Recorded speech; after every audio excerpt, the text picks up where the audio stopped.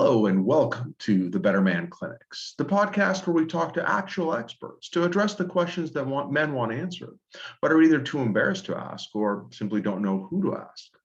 Before we get started, I do want to caution that the conversations in this podcast are for informational purposes only.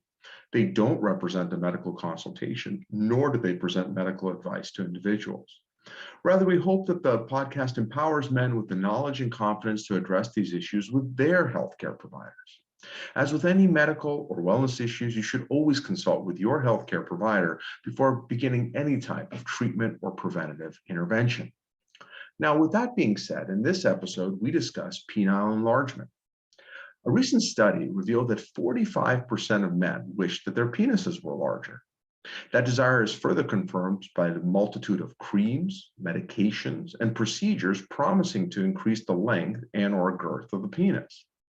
But is it actually possible to increase the size of the penis? Do any of these treatments actually work? And if so, to what extent? What are the risks of these penile enhancement treatments? And are there trade-offs involved?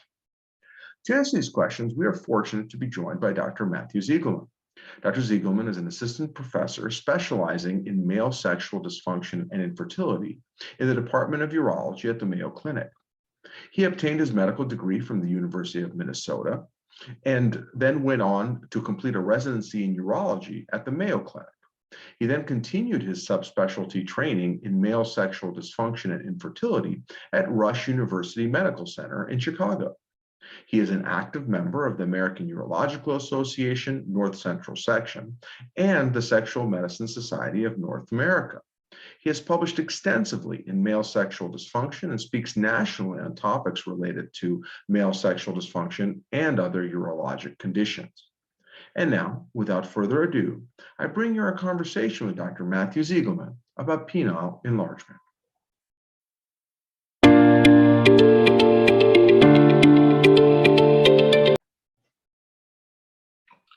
Hello and welcome to Better Man Clinics. Today we're going to be talking about penis enlargement. Yes, you heard me correctly, penis enlargement. Did you know that a recent survey showed that about 45% of American men wish their penises were larger? Why is that? Does it offer any kind of special benefit in terms of providing sexual satisfaction? Is it an issue for self-esteem? Whatever the reason, it is a big demand. And you can verify that by doing a search anytime online for penis enlargement. And you're going to see an inordinate number of creams, pills, procedures, surgeries, devices out there offering you the opportunity to enlarge the size of your penis.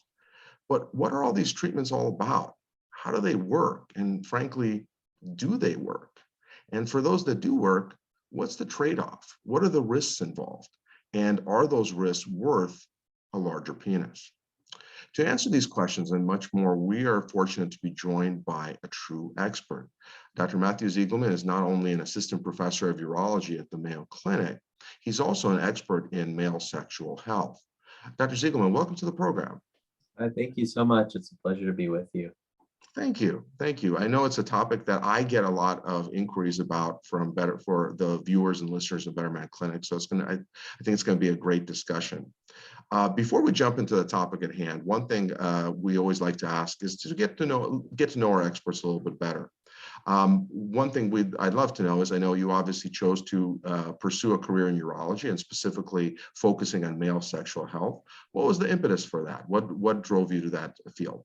Yeah, I think within the field of urology, it's a great field because we get to emphasize not only medical practice, but also our surgical skills. So I think that's what draws a lot of us into the field. For me, the drive or the desire to pursue sexual dysfunction was because I felt like having that opportunity to engage in quality of life discussions and quality of life interventions for our patients, and specifically talking about topics that may be more challenging, more personal, more intimate, was something that really motivated me and got me excited to come to work every day. And I do really love the opportunity to use our surgical skills and our medical interventions to help men lead better lives. So that's what drew me to the field. No, that's fantastic. And we really can't underestimate or excuse me, overestimate enough the importance of quality of life and the importance of sexual health. And unfortunately, guys often feel very uncomfortable talking about it, which is why it's great we're so grateful that you're joining us here to really talk about a topic that a lot of guys are embarrassed to talk about, but definitely have an interest in, which is, again, the ability to enlarge or enhance the size of the penis. Before we jump into enhancing the penis, let's establish a baseline that I'm sure a lot of guys want to know. What's a normal penis size? Yeah, that's a great question. So, and one that a lot of different studies have tried to identify. There was a systematic review done. When was this done? This was done maybe 6 years ago, something like that. And it looked at 20 different studies that looked at populations of men and tried to identify what is an average penis size. And some of that gets a little complicated. Is it the flaccid penis? Is it the flaccid penis, but the clinician who's measuring puts it on stretch?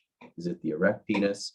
So it gets a little bit complicated, but ultimately the sort of number that came about was that the stretched flaccid penis, so the non-erect penis, on average for males was about 12 to 12.5 centimeters. So if you think about that in inches, that's, roughly 5 inches, give or take. Yeah.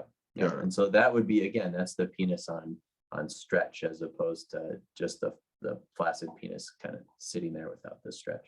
Yeah. Got it. And does that translate into what does that translate to into an erect penis? So that's another tough one, right? There's this concept of the grower versus the shower. That was going to be my next question. Can you help explain that to us? Yeah, absolutely. So, I think in general, this concept is essentially there are some men who have flaccid penises that tend to hang out with the majority of their length, and they don't perceive that their penis gets substantially longer with an erection.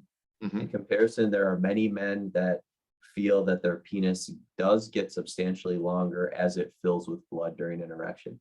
There are, again, a lot of complicating factors there. I like to tell guys when they're talking about the size of the flaccid penis, we have to think about what's the ambient temperature outside, right? That Seinfeld episode with George. Yeah, George. The shrinkage, right? Classic. So ambient temperature essentially causes the body to cause contraction of muscles. The penis has muscles on it. The pelvis is full of muscles that pull the organs in tight to conserve heat.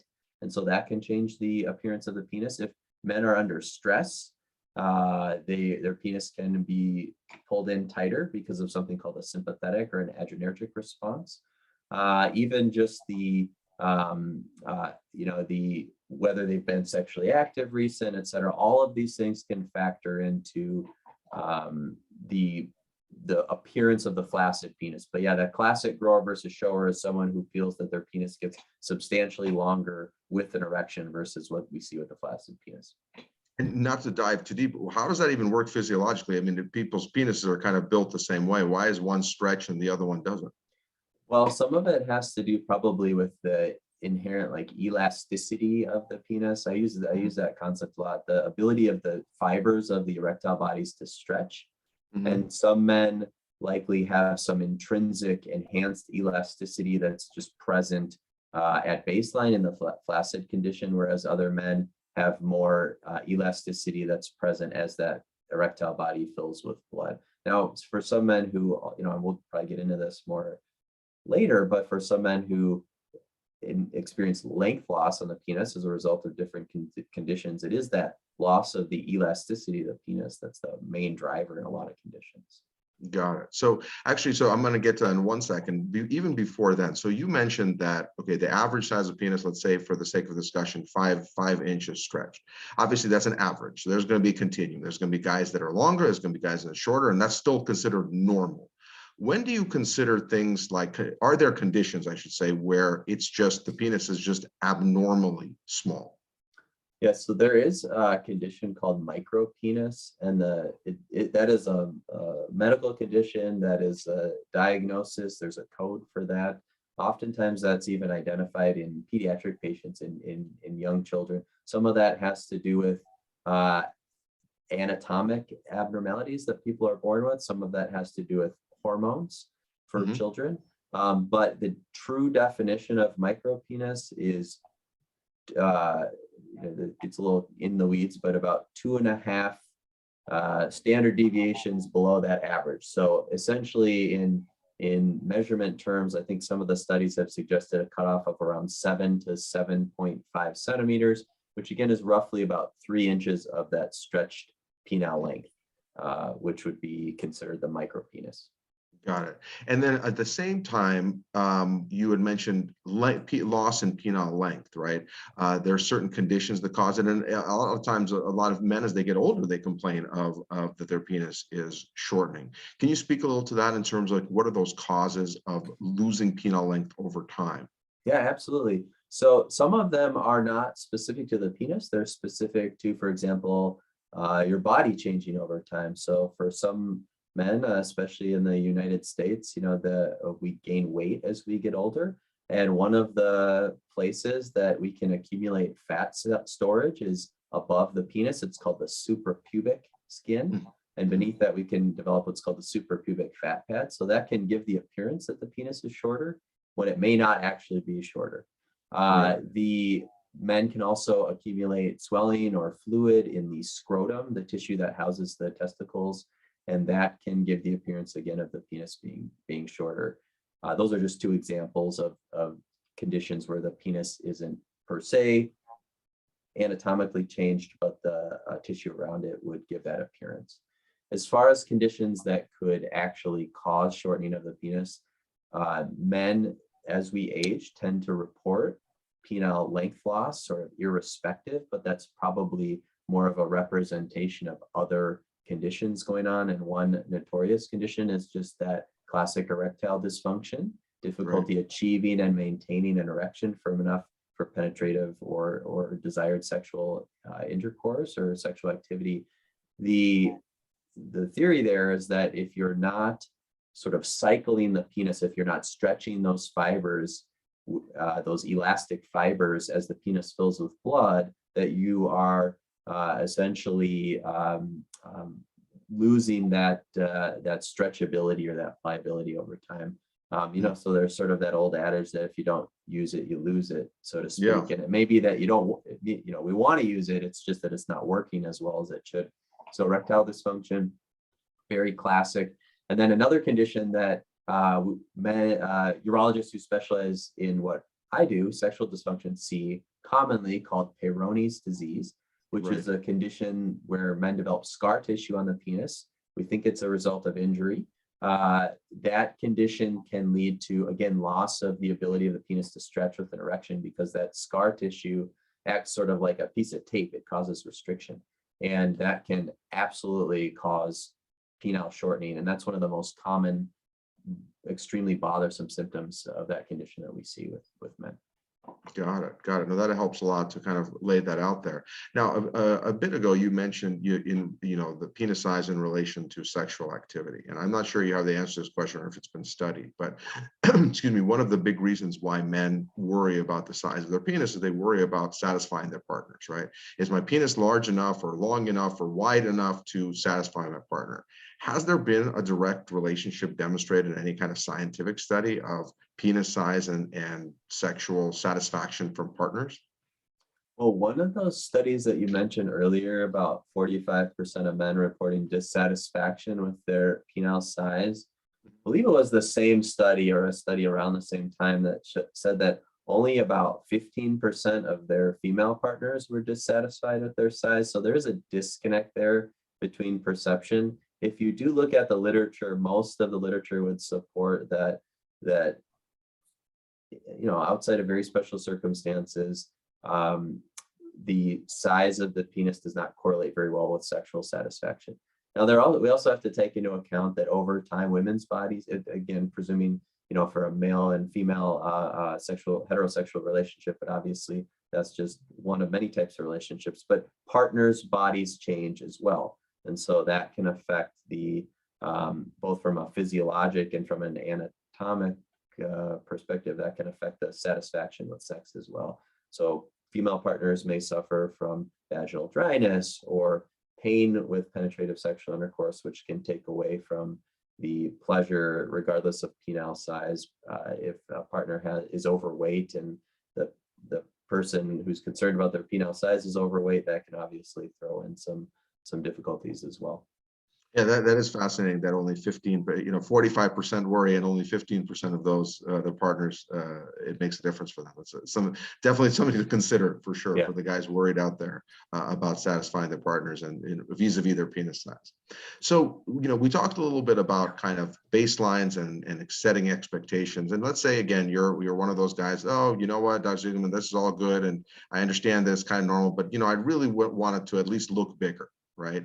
What can I do? So the first set of questions, I guess, is, are there any lifestyle changes in terms of diet, exercise, any kind of cosmetic coiffing, if you will, anything that can be done at home without actually buying anything or going out and doing anything that might help increase at least the appearance of the penis to be larger?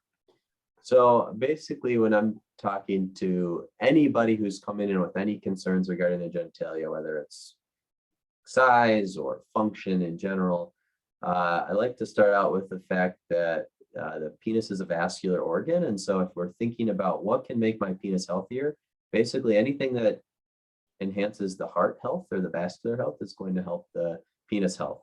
So that would be good dietary habits. So avoiding processed sugars and lots of healthy fruits and vegetables, and avoiding excessive calorie intake. That is exercise, so regular exercise. That is sleep hygiene. And one of the most important aspects that I think I mentioned early on about how certain other things going on can affect how high and tight things pull into your body is stress, right? So if your body is under stress, whether that's physical stress or emotional stress, and we live in a stressful world right now, right? So if we can enhance stress control, oftentimes we will see some relaxation of that pelvic floor, and that can actually enhance the appearance of the penis. That's not none of these are magic bullets, but they all can be useful sort of lifestyle modifications. The only other thing I'll mention is that something simple and easy that I don't know has ever been studied, but I think can just give men it can just make them have some skin in the game or feel like they're doing something, is just doing simple, what we call manual stretching of the flaccid penis, right? Actually just gently pulling out, if there's, like, let's say they're sitting down to read the newspaper or watch a television program, just gently pulling out on the penis to try to sort of enhance some of the elasticity, maybe enhance the ability of the muscles and the skin to stretch. Some guys have found that to be useful, but that's purely anecdote. Is that the jelqing we hear about online a lot, or is that something different? That's different. So jelqing is this phenomenon where men are essentially trying to very aggressively almost injure the penis in certain circumstances when they have a partial erection, to try to essentially cause some micro tears. Maybe those will they think those will enhance the length of the penis. There's no evidence that works. There's horror stories that you hear about as far as outcomes with that. So I would certainly not recommend that, but just some gentle manual traction of the fully flaccid penis. It shouldn't hurt. It shouldn't hurt. That should be the big thing. I don't ever want anybody to purposefully cause any pain or discomfort when they're doing that. No injuries. No, for sure. Now, a lot of things you mentioned at first with heart health, I'm presuming that it's not just like, oh, be healthy. It's because it really will allow more blood flow into the penis to kind of stretch it out, because penis is just another vascular organ, meaning blood flow goes to it, and you want to enhance that. There's also, aside from that, there's been questions about like weight. If you just lose weight, you mentioned before that sometimes if you gain weight in that suprapubic area around the penis and stuff, if you lose weight, maybe some of that will recede and your penis will be more visible. And others talk about, like, quote unquote manscaping or waxing, so the pubic hair are kind of not in the way. Have you found that to make a big difference? I think that pubic hair waxing, I mean, I guess that makes good sense. I've never per se recommended that to a patient, but I certainly think, especially for men who have more prominent pubic hair above their penis, just that enhancing that appearance, and that'd be a pretty safe, as long as you're doing it the right way, a safe thing to do. The challenge with weight loss, I'm a huge proponent of that, and that goes along with the heart health and the diet and exercise. The challenge is that a lot of men can lose significant amounts of weight, especially if they're morbidly obese, but they maintain that fat pad. They maintain that suprapubic fat pad above their penis, and that can be very bothersome. And there are interventions we can do to address that, but that is one of those challenges where a lot of times people who are visiting with their clinicians who may not have a lot of experience in treating this, they'll say, oh, that'll get better, just lose weight. But sometimes losing weight in that specific area of the body can be really tough. Yeah, you can't. It's hard to selectively lose weight, right? Exactly. Where you want to direct your weight loss. Exactly. Can we focus everything down there? Is that possible? I'm okay around the belly, but just below would be great. I'm with someday, you. Maybe someday, right? Who knows? Who knows? We'll hope, right? We'll hope. So that's kind of the lifestyle stuff. Next, I want to talk about what I've seen most prominently. Again, just kind of going down the Google rabbit hole and just doing searches. What comes up really prominently all over Amazon, everywhere else, is you hear everything from creams to pills to supplements. Take this for 30 days. You're going to be, you're going to grow 6 inches. All those kind of things. And obviously that's an exaggeration, but is there any reliable data to suggest any of these creams or pills work? I don't know if that's such an exaggeration with some of these, to be honest. Yeah. But, this is a little plug, not for this is for one of my colleagues who is actually doing a research study looking at oral and topical therapies for penile augmentation and advertising on Google. So more to come on that. Be on the lookout. But there you go. We'll get an update. Totally appropriate timing. Yeah. So the short answer to this is that there's no data. There is no data to support any oral therapy, any vitamin, any mineral, any topical cream to reliably enhance penile length and girth. Regardless of what type of intervention, you're always going to find someone who has some sort of anecdote, but there's no reliable, there's no study that I know that's ever shown that these work. The concern we have with any of these therapies being offered is that a lot of these sort of vitamins and creams and such aren't necessarily regulated in the same way that some of our other treatments are. So they may be touted as having a certain quantity or percentage of a certain mineral or vitamin, and they may not actually have that. So that can be, on rare occasions, dangerous, but also it can be pretty frustrating because it's just another hit to the pocketbook, sort of taking advantage of people who are already in a situation where they just feel like there aren't a lot of great options. Right. And that's just so important. It's not like we want to poo-poo, but at the same time, if it really doesn't work. And the challenge I have in terms of understanding is getting my head around like how would a topical or pill even work, right? Because we talked about getting blood flow to the penis. Well, there's pills for that, like the Viagras of the world and stuff. That's not like novel. But other than that, like, what are you going to put on? I mean, if you just think logically, right? What are you going to put on your penis as a cream that's going to cause it to stretch or grow? I mean, it's like you're not going to put topical growth factors, right, on the penis to make it suddenly grow out. And I think that's I think if guys get that, absorb that and think about like what possibly could I take or put on my penis like as a pill or a cream that's going to make it grow, aside from taking Viagra, which will make it grow by giving you an erection, but it's not going to make it grow. Am I missing something there? No, I wholeheartedly agree with that sentiment, and it makes me think about these oral therapies for Peyronie's disease, this scar tissue condition, which most of the guideline panels and most of the data wouldn't support most oral therapies. So we use some, and the data's kind of out there on some, and obviously we're not going to get into that in a lot of detail, but those actually, the mechanism makes sense. Some of them are anti-fibrotics or anti-scarring, and they still don't work. So Right. to think about this, where like you said, the mechanisms just don't make any sense. I wholeheartedly agree. It's just hard to wrap your head around it. We don't know everything Of course. about every mechanism, but we like to have some logic when we're, like you mentioned, when we're recommending things. So I totally agree with that sentiment. Yeah, I mean, for me, it's one thing to say, hey, doc, just because there's not a study doesn't mean it doesn't work. But for me, this is a bigger problem. Like, even if there was I just can't imagine how. But Right. again, and not to say that I'm all knowing by any stretch of the imagination, I just can't get my mind around it. Yeah. But Yeah. so moving from things that we're pretty sure don't work to things that may work to some extent, I want to cover some non-invasive options first. The two that I came across are a vacuum erection device and also various traction or stretching devices that are out there. Can you share a little bit about those? Yeah, so these are therapies that are, as urologists, I think we're all pretty well versed in. They are non-invasive treatments that can be done in the comfort of your own home. Essentially, the main indications for these treatments are not necessarily length optimization for penile girth and length enhancement, but they may help. So first, I'll talk about the vacuum erection device. Vacuum erection device is it's a cylinder that gets placed on the penis, and it essentially creates a vacuum. So it creates a negative pressure that pulls blood into the penis. The theory being that it can pull blood into those erectile bodies and also into the skin and the tissues around that area.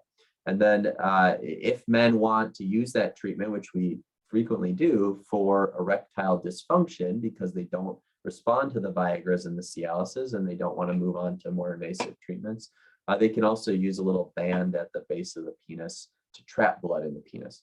Mm-hmm. So the theory for penile length and girth enhancement is that by routinely cycling the penis, pulling blood in to the penis, stretching that penile tissue, that you're enhancing length and girth.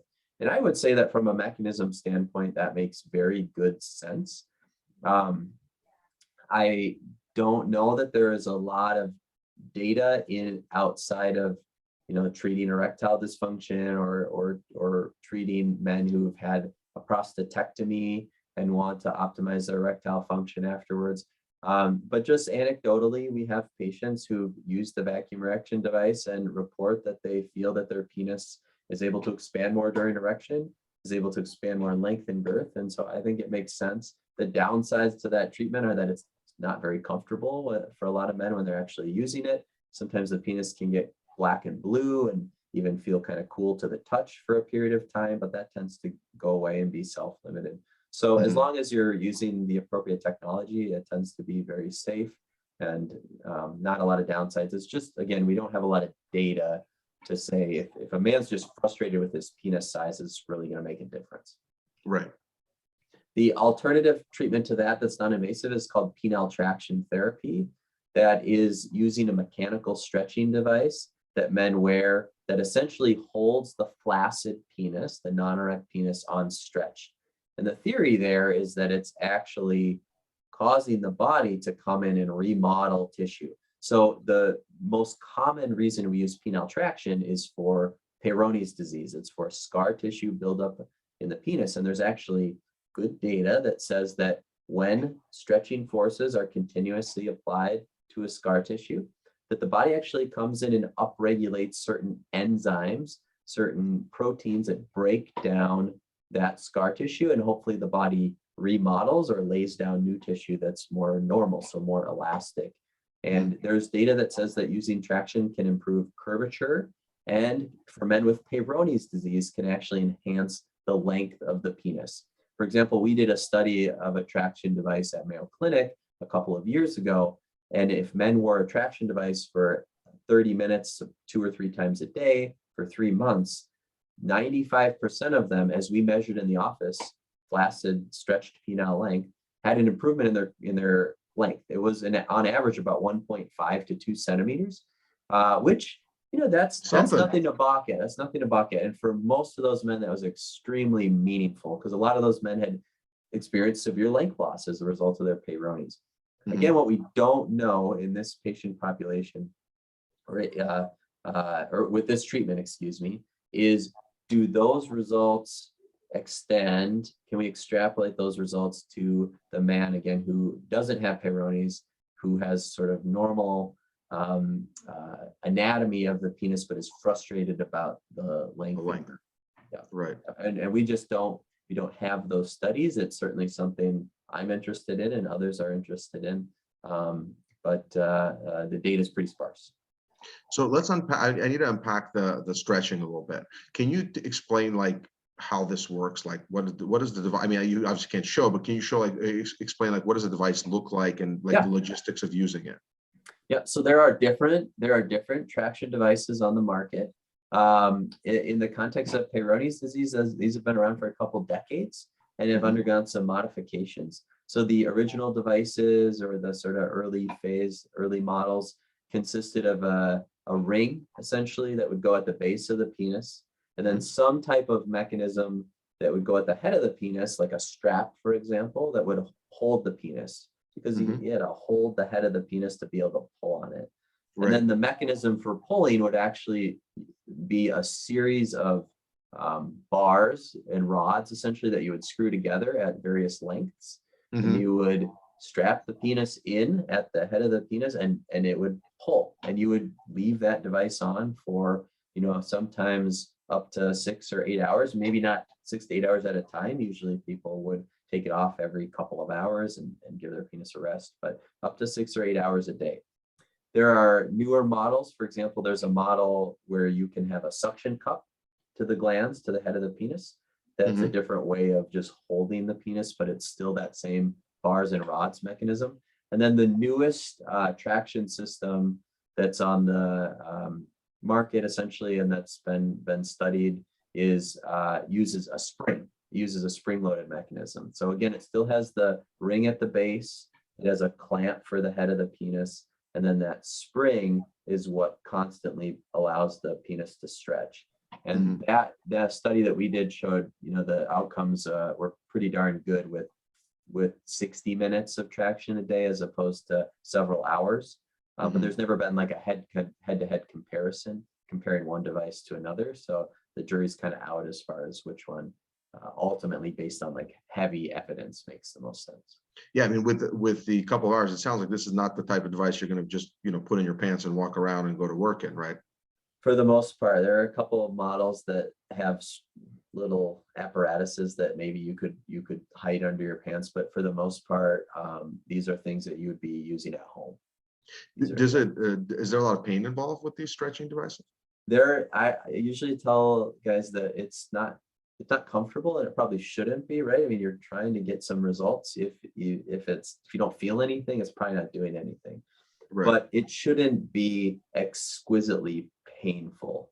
I mean, if you're pulling to the extent that you're gritting your teeth for 30 minutes, then not a good thing. That's not a good thing. That's not a good thing. So it's a balance. But I would say that the vast majority of men who we recommend this treatment to tolerate it, and thankfully most of them get some results. Are there, aside from just the general discomfort, are there any significant risks with using this? Have there been injuries or anything that need to be considered? So I think as long as you use it safely and under the guidance of a clinician, we haven't seen any severe injuries. The biggest thing is just discomfort on the head of the penis with these various mechanisms, which we would expect. Sometimes it can cause some skin irritation. The skin can change colors temporarily. All of that tends to resolve pretty darn quickly once the device is removed, and usually doesn't impact the person from being able to use it long term. And generally speaking, with these devices, whether it be the vacuum erection device or the traction devices, is this something that you would potentially use for a few months? You get, maybe you gain a centimeter or two and you're happy and you stop? Or is it that if you stop, it'll retract back and go back to baseline? So you have to kind of keep this ongoing indefinitely. That is an extremely important question that I don't think we have a good answer to. But something I get asked a lot. So my thought is that we're probably seeing diminishing marginal returns, right? That concept that over time you're going to see benefit, right? So we have a study up to 3 months and we saw benefit, and then for an additional 3 months we saw some additional benefit. It wasn't quite as robust for those men who got good results during the first 3 months. And you know, the question is, how long are you going to see any benefits? And what if you just stop cold turkey? Are you going to lose it? So I usually say, I don't know. I honestly don't know the answer to that. But I think you don't need to use these things for hours a day indefinitely. Maybe the key is maintenance, meaning use it every day for 3 months, and then, or even 6 months, and then you cut back to maybe, you know, once or twice a week for a couple months, and then maybe cut back to once a week, and then maybe once every other week. And a lot of men can tolerate saying, okay, I'll find an hour a couple times a month to wear this. And so far, again, purely anecdote, it's the results have suggested that the benefits are maintained, but we just don't have any good studies to answer that question long term. And for these devices, both the vacuum erection device and the traction device, is it something that guys can just go and buy online on their own, or do they need to see a doctor and get a prescription? They can buy these devices, and really the indication I use this for is Peyronie's disease primarily, but you don't need a prescription. You can purchase the device online.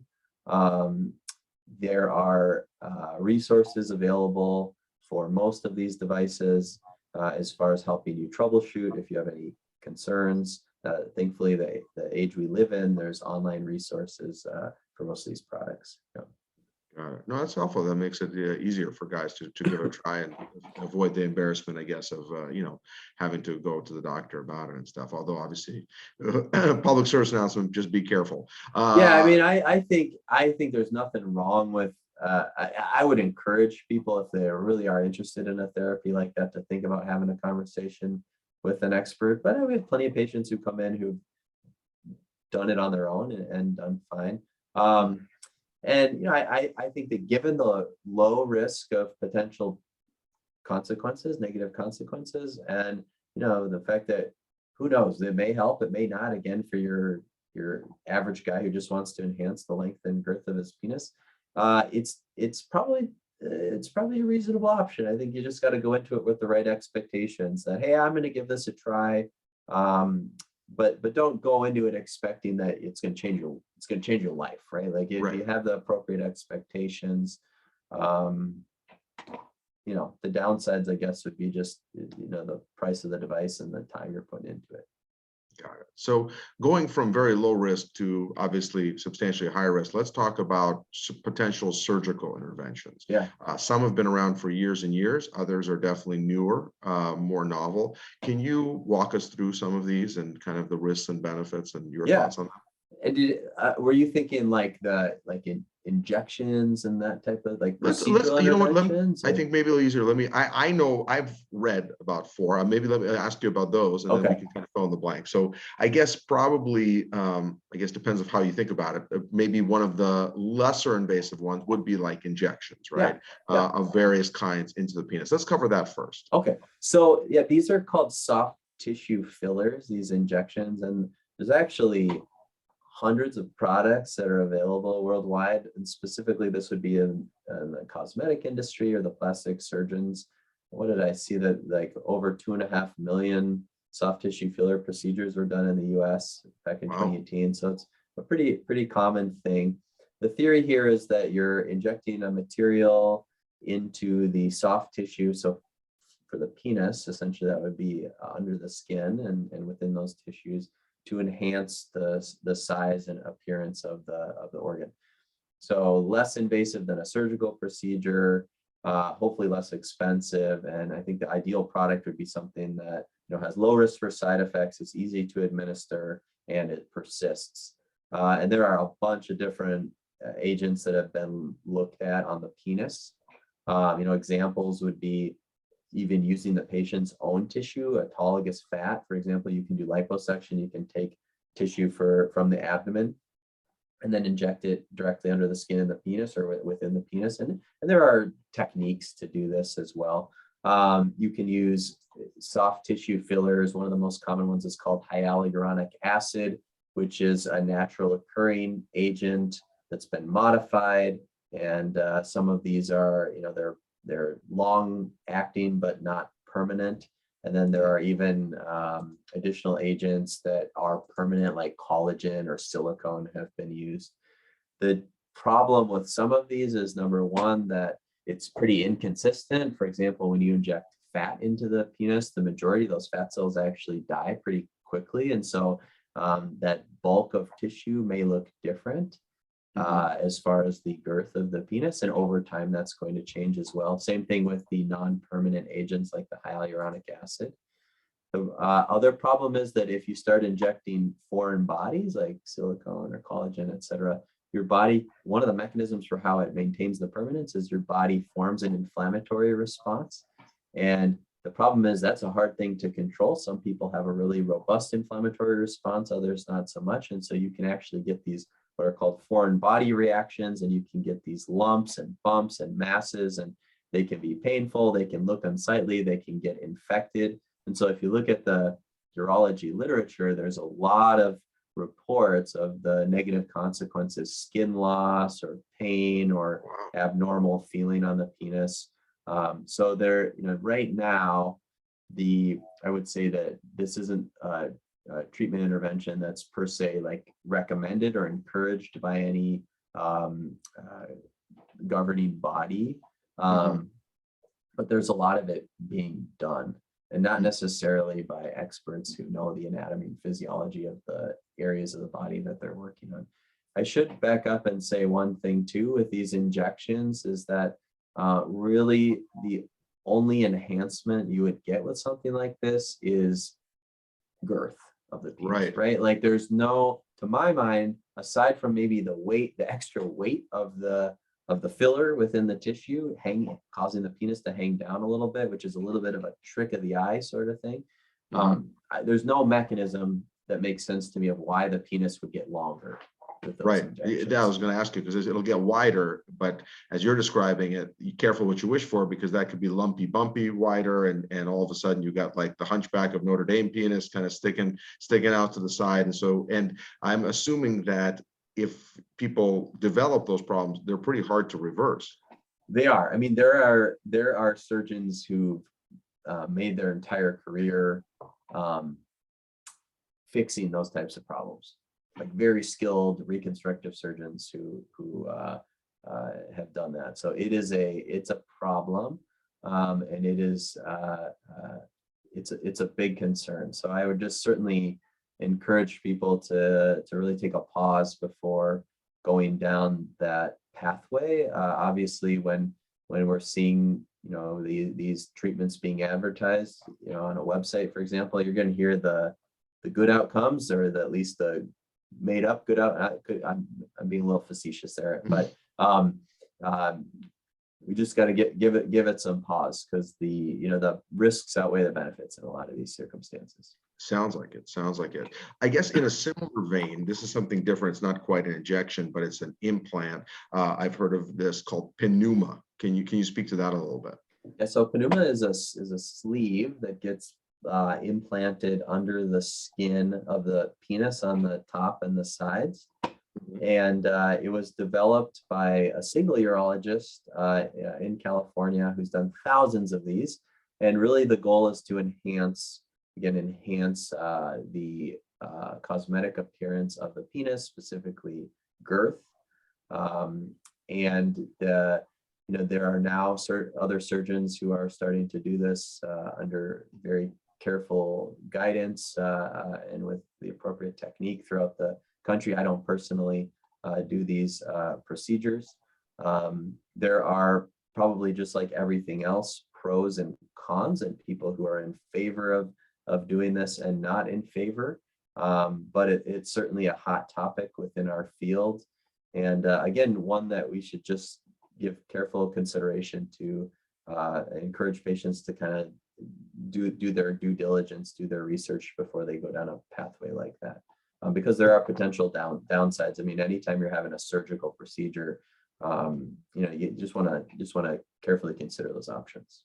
And what type of material is that pneuma? It's also like a filler, or it's something completely different? No, it's not a filler. It's like a synthetic polymer. It might be silicone, or it's some type of synthetic polymer. I apologize, I don't know the exact makeup off the top of my head, but it's like a permanent.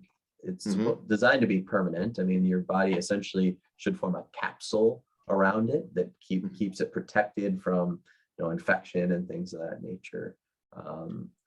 So it's definitely a novel treatment option. It's been around for quite a while. I mean, years and years and years. So and similar to the fillers, though, that should only also give you girth and not length, right? Because it's just surrounding kind of the shaft of the penis, or does that one give you any length potentially also? I guess in my mind, I think there's been people who've reported the potential for length gain, but that doesn't make sense to me. I think girth would be the primarily benefit that'd be expected with that. So moving from the girth to the length, again, I guess one option that's been around for, generations now, I guess, is the concept of cutting the suspensory ligament to let the penis drop a bit more. Can you explain how that works and what type of outcomes you might get with that? Yeah, so there's a great question. So there's a ligament that's attached to the midline of the pubic bone, which is the front of your pelvic bone, and that's where it anchors your penis. So if you think about the penis when it's not erect, the penis hangs flaccid, hangs down, a lot of times points to the ground or points out a little bit.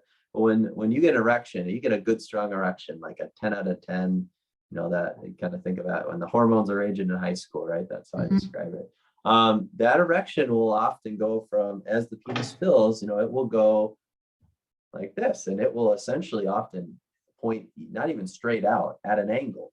Right. And the reason is because a significant portion of your penis is actually inside your body, inside the skin, anchored to the bottom of your pubic bone on the sides, and then in the middle, your penis is anchored by this ligament called the suspensory ligament. And the theory with doing what's called a suspensory ligament release is that by cutting that ligament, the penis would then hang down lower, which would give the appearance, almost like a trick of the eye, so to speak, of the penis being longer, particularly in the flaccid condition.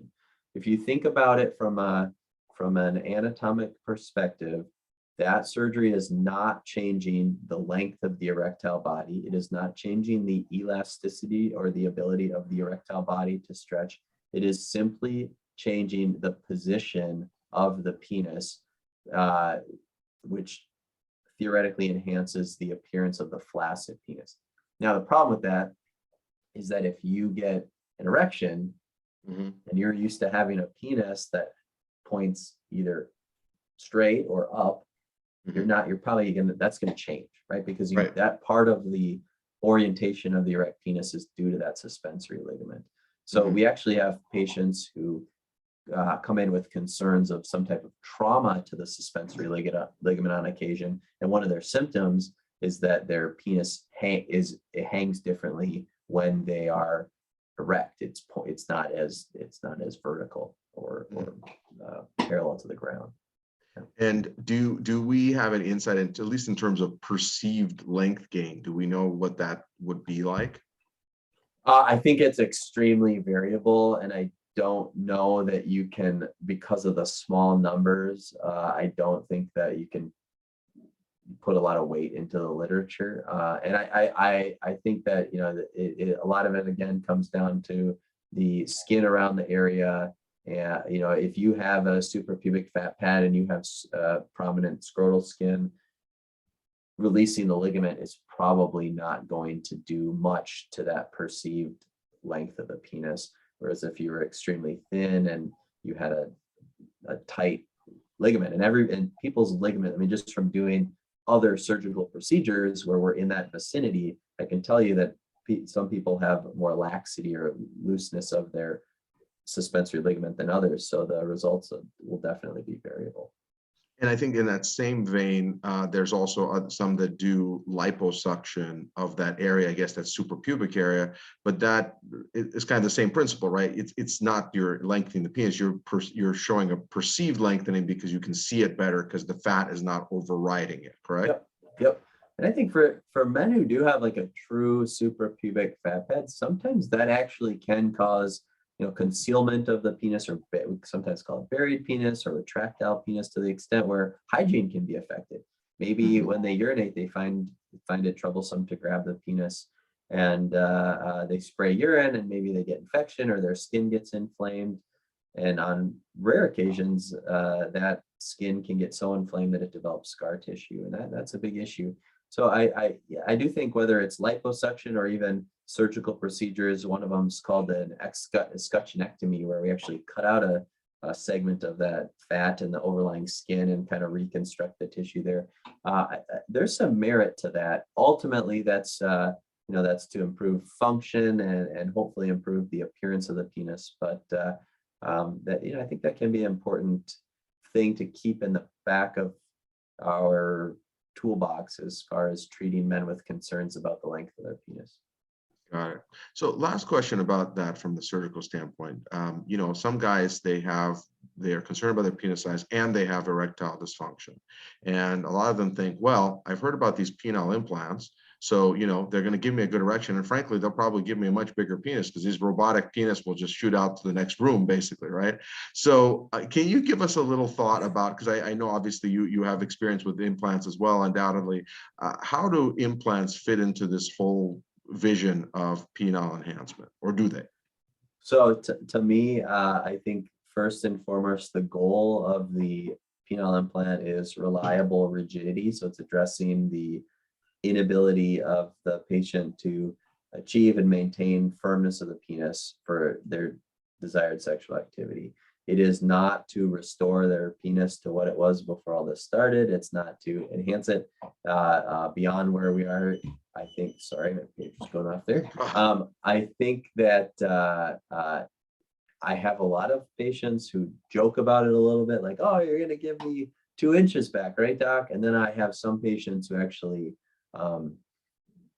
expect that or have read that, and so normal or basically resetting that expectation is so important, because if you look at the studies, it's very reliable.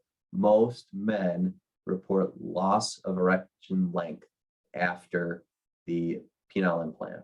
So we should be setting that expectation that the goal of the surgery is to not make your penis longer. And in fact, many men perceive shortening. Why is that? A couple of reasons. One is, last time many of these men saw their erect penis was a long time ago. They've tried meds, they've tried injections, they've been suffering from ED and silence for years, and their penis, like we talked about earlier, has undergone changes such that it is shorter. It does not expand to the same extent. Now they have that firmness and they're going, wait a minute, this isn't what I remember. So that's one reason. The second reason is that with a sexually induced erection, there's often an engorgement of the head of the penis and of the skin and the tissues surrounding the erectile bodies that you don't necessarily get when you inflate the penile prosthesis. So it gives you great rigidity, it gives you lots of satisfaction, and it restores intimacy for couples. It is an amazing treatment, but it doesn't fully recreate that same 10 out of 10 erection, because those tissues aren't necessarily filling in the same way. Sometimes they do, and sometimes we'll use pills and creams and things like that to help enhance blood flow on the penis, but it's just different. So as far as penile length goes, that's important to talk about with men with the penile prosthesis.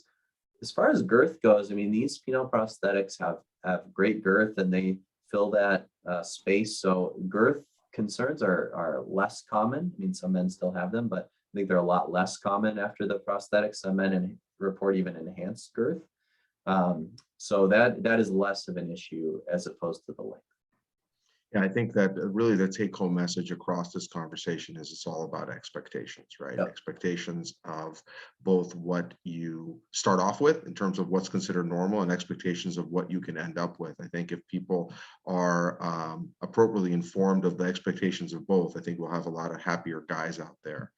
Dr. Ziegelmann, thank you so much for sharing your insights with us. I think this was fascinating. We're going to leave you with a question completely unrelated to the penis, at least I think so, that we always ask our guests before we let them go, is that, this podcast is called Better Man Clinics. And the idea here is really how to live your best life, right? Steps to get to live your best life. Obviously, you've reached a significant level of success in your life and career. What's the secret to your success and living your best life? I think that's a great question. And I think it's surrounding yourself with people who support you. If you have people who support you, whether that's your family, whether that's your friends, whether that's your colleagues in your career, I really do think having that support will get you to a much better place. And that's a healthier place, that's a happier place, that's advancing, in your personal life, in your professional life. I really think having that support network. I mean, I give the vast majority of any credit I can to my support network. I think that, that includes my family and friends. I think that those are very wise words of advice. I mean, surround yourself with people that will help you thrive and succeed. That's a critical recipe for success, for sure. Dr. Ziegelmann, thank you so much for joining us today. And for all of you viewers and listeners out there, thank you for joining us. And remember our mantra here at Better Man Clinics: your best life is a journey and not a destination. And use every single day to get just a little bit better. We'll see you all next time.